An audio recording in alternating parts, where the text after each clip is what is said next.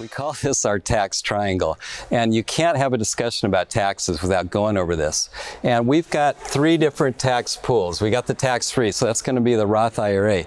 That's the best, right? You take money out of here and there is no tax. But what's the problem?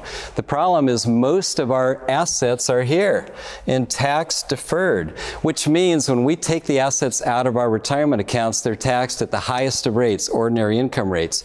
So it really doesn't matter taxation because all your assets are in this pool taxed at the highest ordinary income rate, which, by the way, right now is 35% plus state. 37. 37. Thank you. Thank you for that correction. You got it, buddy. Yes. I know. So, we'll get emails. Yeah, right.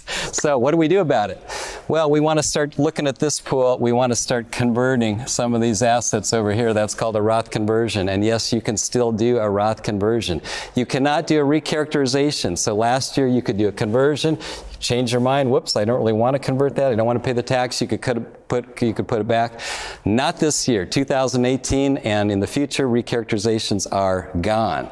But you can still do the Roth conversion, and as a matter of fact, you probably should, because the tax rates are lower. So you want to get the money up here when you're paying a lower tax, pay the taxes while it's on sale. So now you got assets up here. When you take those assets out, it's taxed at 0 rate. So when you look at the tax efficiency scale, this is where it's key. It's like, all right, well, where are my assets held? How much do I have in each of these different pools? Because when it comes time to take dollars out, then this is where you can control your brackets. I'm going to pull a little bit from my tax deferred, a little bit from my taxable, and a little bit from my tax free, so I can blend all those together to keep myself in the lowest rate possible. So tax efficiency, Al, I think is a missing link in a lot of people's strategy. It is, and really when it comes to your non-retirement accounts, now you got to be concerned with how they're invested.